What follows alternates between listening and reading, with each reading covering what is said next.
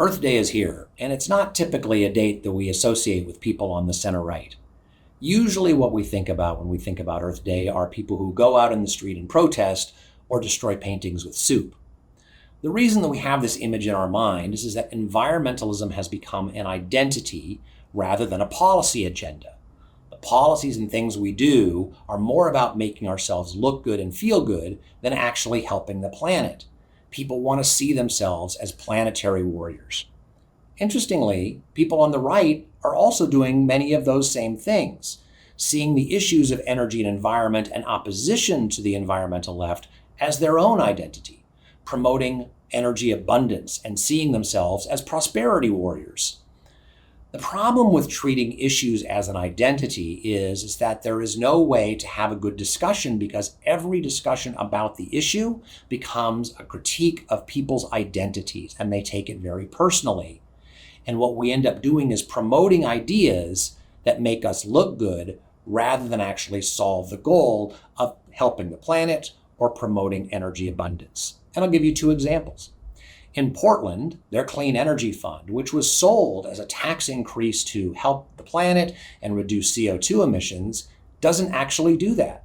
And when challenged, the head of the Sierra Club, who supported the Clean Energy Fund, admitted that it wasn't about helping the climate, it was about structural racism.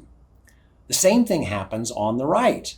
When the New York Stock Exchange proposed what it called natural asset companies, which are businesses that would provide environmental benefits, some on the right opposed it, saying that we shouldn't privatize environmental assets and sell them on the market, that they should be collectivized. That's typically not an argument that you expect to hear from people on the right. But when either promoting energy or helping the planet becomes an identity, the principles become secondary.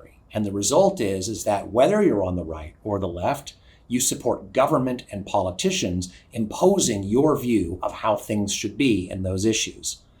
This is a trap.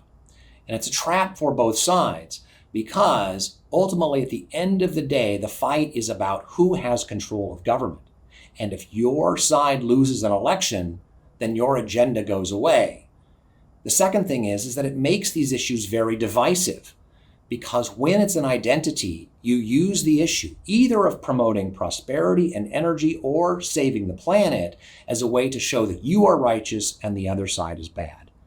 That is a recipe for moving away from issues and toward divisiveness and toward an identity politics that doesn't help promote energy or the environment.